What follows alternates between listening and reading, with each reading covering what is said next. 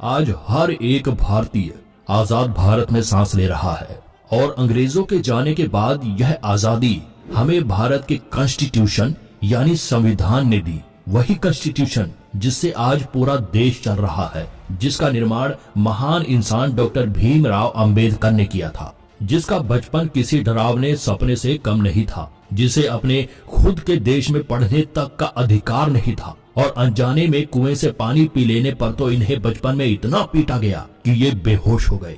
तो दोस्तों, आज हम बात करने वाले हैं डॉक्टर अंबेडकर की, जिनको बाबा साहब भी कहते हैं, जिनकी लाइफ में कोई भी सुविधाएं ना होने के बावजूद भी वो अपनी मेहनत और काबिलियत के दम पर भारत के पहले लॉ एंड जस्टिस मिनिस्टर और architect of the Indian constitution बने।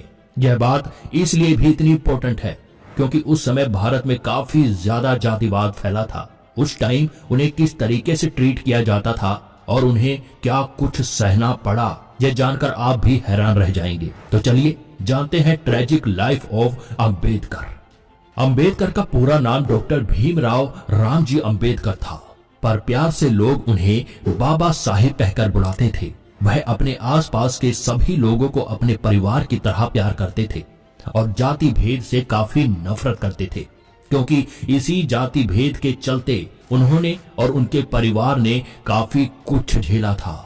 1927 वह दौर था जब बाबा साहिब एक ऐसा नाम था जो किसी भी तरह के परिचय के मोहताज नहीं थे, क्योंकि उस समय भीमराव अंबेडकर के किए गए सत्याग्रह ने पूरे भारत को हिला रखा था, जिसमें भीमराव अंबेडकर की यह मांग थी कि दलित को भी कुएं से पानी पीने का अधिकार दिया जाए। वैसे आप सोच रहे होंगे कि यह कैसी बात हुई, आखिर कुएं से पानी पीना तो सभी का अधिकार है, क्योंकि कुआं एक पब्लिक प्रॉपर्टी है। तो हाँ, आप कह तो सही रहे हैं, पर याद रखिए ये 19th सेंचुरी का भारत है और इस भारत में ये सभी कानून लोगों द्वारा खुद बनाए गए थे, जिन्हें तोड़ने पर सजा भी दी जाती थी। उसके बारे में शायद आपको सुनकर काफी दुख होगा, क्योंकि कई बार तो लोगों को पीट कर मार भी दिया जाता था और ऐसा एक किस्सा बचपन में भीमराव अंबेडकर भी झेल चुके थे, जहां उन्हें कुएं से पानी पीने पर इतना पीटा गया कि वह बेहोश हो गए। यही कारण था कि उनके सत्याग्रह आंदोलन को काफी ज्यादा सपोर्ट भी मिला। डॉक्टर अंबेडकर का जन्म 14 अप्रैल 1891 में एक गरीब परिवार में हुआ था।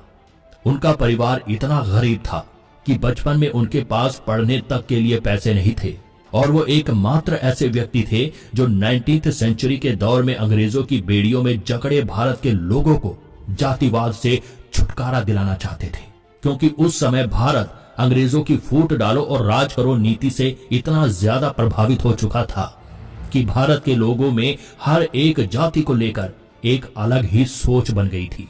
लोग इंसानियत से ज्यादा जाति और धर्म को अहमियत देने लगे थे, जिसके लिए वह एक दूसरे को मानने के लिए भी तैयार थे।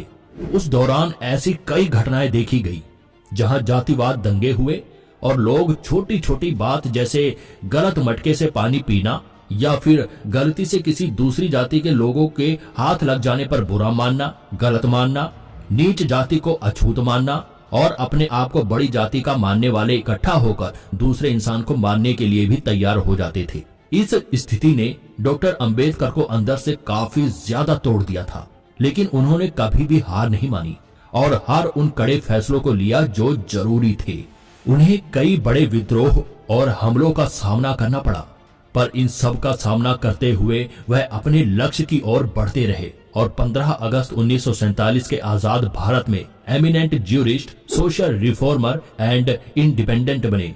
सिर्फ यही नहीं, उन्होंने भारत की पहली कैबिनेट में कानून और न्याय मंत्री बनकर दलित जाति के हित में बहुत काम किया, जिसके कारण आज भी लोग इन्हें भगवान की तरह मानते हैं और सिर्फ भारत में ही नहीं बल्कि दुनिया भर में डॉक्टर अंबेडकर को जाना जाता है। ये कम ही लोग जानते हैं कि उनकी 20 पन्नों की आत्मकथा voting for a visa Cambodia विश्वविद्यालय में बुक के रूप में बच्चों को कोर्स में पढ़ाया जाता है। अगर डॉक्टर भीमराव अंबेडकर के बचपन के किस्सों की बात की जाए तो आपको भी इनके बारे में सुनकर काफी दुख होगा, क्योंकि जब वह काफी छोटे थे तो उनका पढ़ाई में काफी मन था, इसलिए उन्होंने अपने पिताजी से कहकर एक स्कूल में दाखिला कराया। पहली बात तो उन्हें स्कूल में दाखिला लेने में ही काफी मुश्किलों का सामना करना पड़ा था, लेकिन दाखिला होने के बाद उनकी असली मुश्किलें शुरू हुई, क्योंकि यहाँ पर उनके अध्यापक और उनके सभी क्लासमेट उनसे दूरियां बनाकर रखते थे। यहाँ तक कि अध्यापक तो उन्हें क्लास में बैठने तक नहीं देते थे। बच्चों और अध्यापक का मानना था कि अगर भीमराव अंबेडकर की उन पर परछाई भी पड़ी तब भी उनका धर्म भ्रष्ट हो जाएगा। डॉक्टर भीमराव अंबेडकर को क्लास के बाहर बैठकर ही पढ़ाई करनी पड़ती थी, लेकिन उसके बावजूद भी वो पढ़ाई में काफी ज्यादा अच्छे थे। कई बार टीचर भी उनकी काबिलियत देखकर हैरान रह जाता था और इसी काबिलियत के कारण उन्हें स्कूल से भी निकाला गया। पर इस दौरान इनकी पढ़ाई की लगन को देखते हुए किंग ऑफ बड़ौदा सयाजी राव गायकवाड़ ने इनकी पूरी पढ़ाई का खर्चा उठाया और इन्हें हायर स्टडीज के लिए एब्रॉड भेज दिया, जहां कई सालों तक इन्होंने पढ़ाई की। और जब यह भारत लौटे तो यह भारतीय इतिहास के पहले दलित वकील थे। यह 19th सेंचुरी का समय था। इससे आप अंदाजा लगा सकते हैं कि उस समय किसी दलित लड़के का पढ़ना कितनी बड़ी बात थी।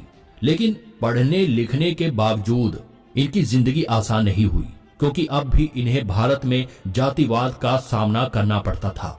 कहा जाता है कि सरकारी ऑफिस में कई हाई रैंक अधिकारी होने के बावजूद इनका पीएन जो फाइल लाने का काम करता था, वो फाइल इनकी मेज पर नहीं रखता था, बल्कि उनके ऊपर फेंक कर चला जाता था।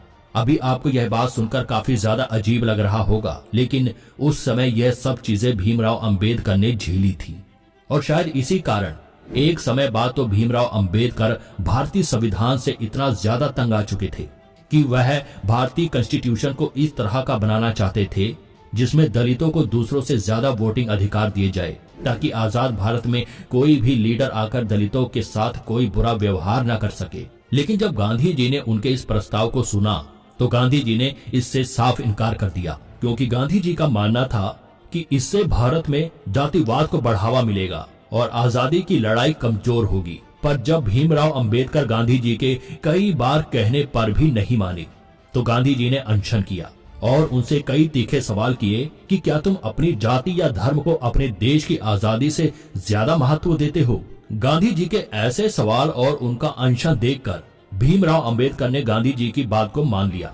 पर इसके बाद कॉन्स्टिट्यूशन में दलितों को आरक्षण देने का प्रावधान बनाया गया। उनके कठिन जीवन से जुड़ी एक और घटना है।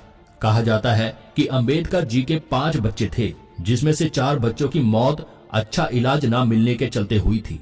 शायद अब आप समझ रहे होंगे कि भीमराव अंबेडकर ने अपनी जिंदगी किस तरह से जी और कितना कुछ देखा, लेकिन इन सब के बावजूद उनके इरादों और देश प्रेम को कोई तोड़ नहीं सका। Untouchable cast. बाबा साहब पहले से जाति व्यवस्था को लेकर धर्म के खिलाफ हमेशा रहे थे।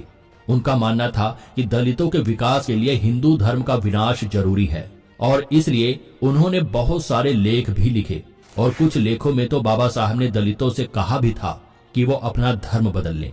पर जब उन्होंने उन सभी जातियों के अंदर भेदभाव देखा तो उन्होंने अपना इरादा बदल लिया, क्योंकि उन्हें एक ऐसा धर्म चाहिए था जो पूरी तरह से जातिवाद को मिटा दे। उसके बाद जब उन्हें बौद्ध धर्म का पता चला और जिसके अंदर इन सब का उलट था, जैसे बुद्ध ने कभी भी अपने आप को भगवान नहीं कहा और साथ ही उन्होंने यह भी नहीं कहा कि कोई उनकी बात को माने। बौद्ध धर्म में पूरी तरीके से आजादी थी कि आप उसे किसी भी ढंग से मान सकते हैं। इसलिए बाबा साहब को यह धर्म बहुत पसंद आया और क्योंकि टाइम के साथ साथ बौद्ध ने बुद्धों को बदलते रहने को भी कहा था, इसलिए इन सब से खुश होकर बाबा साहब ने आखिर में 1956 में बुद्ध धर्म को अपना लिया। बाबा साहब भारत के पहले न्यायविद, समाज सुधारक और स्वतंत्र भारत की पहली कैबिनेट के कानून और न्याय मंत्री बने। इसलिए उन्होंने कानूनों में ऐसे कई परिवर्तन किए जिनसे दलितों को सहारा और मदद मिली। लेकिन उनका कहना था कि अगर सही मायने में दलितों को अपनी स्थिति को सुधारना है और भारतीयों को जातिवाद खत्म करना है तो हमें अपनी एजुकेशन पर ध्यान देना होगा। अंबेडकर डेथ। बुद्ध धर्म को अपनाने के कुछ दिनों बाद ही 6 दिसंबर 1956 को डॉक्टर अंबेडकर की नींद में ही मृत्यु हो गई थी। देश और अपने देशवासियों के प्रति उनके असाधारण कार्यों के लिए 1990 में भीमराव अंबेडकर को याद करते हुए भारतीय सरकार द्वारा उन्हें भारत के सर्वोच्च नागरिक सम्मान भारत रत्न से सम्मानित किया गया। उनके द्वारा किया गया काम सभी के लिए सराहनीय था। उन्होंने अपने जीवन के अंत तक जातिवाद को हटाने का काम किया था और सभी को उनका हक दिलाने में उनकी मदद भी की थी और हमें एक अच्छा संविधान स्थापित करके दिया जिससे सभी को बराबर का हक मिले।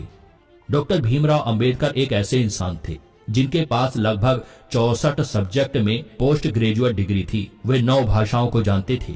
आज तक वे एकमात्र भारतीय थे जिनकी तस्वीर कार्ल मार्क्स के साथ लंदन संग्रहालय में रखी गई है।